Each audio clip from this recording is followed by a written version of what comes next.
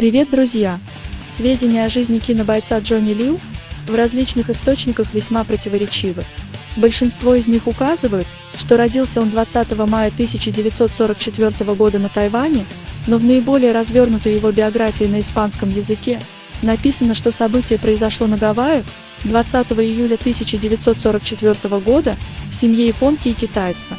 Отец Джона был ученый, который работал над программой Аполло НАСА. Благодаря этому мальчик при рождении получил американское гражданство. В детстве у Джона был наставник по боевым искусствам. Это был его дядя, который был мастером боевых искусств и монахом храма Шаолинь. Он уберег гиперактивного мальчишку от больших проблем, направив его энергию в мирное русло. Наставник Лью умер в 1958 году, но его мудрость продолжала вдохновлять Джона многие годы. Когда Джону было 13 лет, его родители развелись, и он со своей мамой переехал к родне на остров Окинава.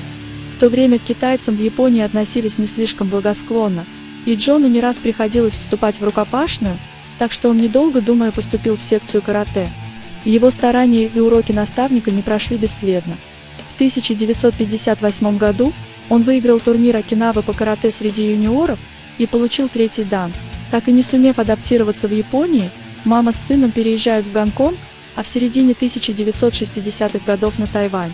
Здесь Джон связался с плохой компанией и нажил на свою голову таких проблем, что для предотвращения антиобщественного поведения мальчика пришлось приговорить к принудительному дисциплинарному заключению в спортивном зале. За неимением денег мать уговорила мастера Дариана Тана принимать оплату в виде работы по дому и кухне. Впоследствии Тан рассказывал, что новый ученик поначалу не отличался гибкостью и растяжкой.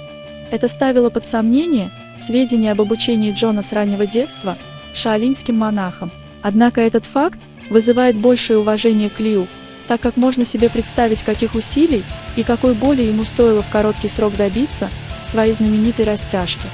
Конечно же, боевое кино не могло пройти мимо такого мастера, как Джон Лью. Сам актер рассказывал, что сам Брюс в 1973 году предлагал ему роль в «Игре смерти». Джон уважительно отказался, так как не хотел играть злодея, даже в фильме легендарного Брюса, который все понял и не рассердился. Всего Джон снялся в 20 картинах, причем в 3 из них он выступил в качестве режиссера и постановщика боев. Также Джон основал систему Цзэн-Квундо, основанную на карате и кунг-фу. Основная идея – это сломать ногу или руку противника в первой же атаке и не пропустить удар. Также допустимо нападение на глаза и горло, поскольку это очень эффективно в реальном бою. На данный момент актер не снимается в фильмах, но держит себя в прекрасной форме для своих лет. У него есть поклонники по всему миру, которые смотрели все его фильмы и которые считают его одним из лучших мастеров боевых искусств. Ставим лайк и подписываемся на канал, чтобы не пропустить следующие видео.